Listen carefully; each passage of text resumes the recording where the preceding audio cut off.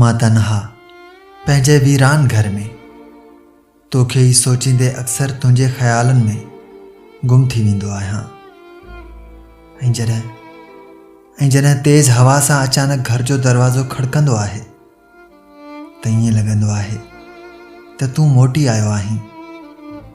पर उन्हीअ वहम में दरवाज़े ॾांहुं डोड़ंदे कई मौसम गुज़री विया, पर तूं न आहे, न तुंहिंजो को सनीहो पहुतो। अक्सर चांड्रो की रात में चंड सां तुंहिंजूं ॻाल्हियूं कंदो आहियां ऐं तारा मुंहिंजी तन्हाई ते खिलंदा आहिनि। हीअ लोक मूंखे तुंहिंजा ताना ॾेई मूं ते तंज़ कंदो आहे, पर मां ख़ामोश रहंदो आहियां, कंहिंखे बि जवाबी मोट न आहियां ॾींदो।